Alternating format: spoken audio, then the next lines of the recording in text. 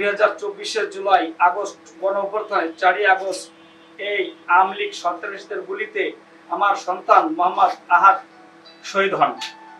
দীর্ঘ 11 মাস পর দুঃখ ভারাক্রান্ত হৃদয়ে সাংবাদিকদের ও বাংলাদেশের সর্বসাধারণকে বলতে চাই, সামাজিক একটি গ্যাঞ্জামকে কেন্দ্র করে পুলিশি হয়রানির মাধ্যমে আমার চাচাতো ছোট ভাই আকাশকে যুগান্তর পত্রিকা মাগুরা জেলা প্রতিনিধি আবুল বাসার আকন্দ আমার চাচাতো ভাই আকাশকে ছাত্রলীগ উপাধি দিয়ে নিউজ করে, কিন্তু 4 আগস্ট আমার ছোট ভাই আকাশ আমার সন্তান আহাদ যখন গুলিবিদ্ধ খেয়ে মাটিতে লুটিয়ে পড়ে, ওকে আরো কয়েকজনের সহযোগিতায় শহীদ আহাদকে কাঁধে নিয়ে আসে।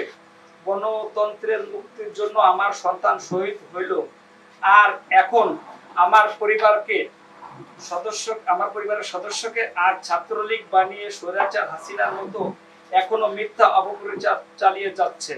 তাই আমি যে সকল মিডিয়া আমার পরিবার সদস্যকে যে আওয়ামী লীগের তকমা লাগাতে যাচ্ছেন, তাদের প্রতি ঘৃণা ভরে এই মজলুম পরিবারের সংবাদ সম্মেলন।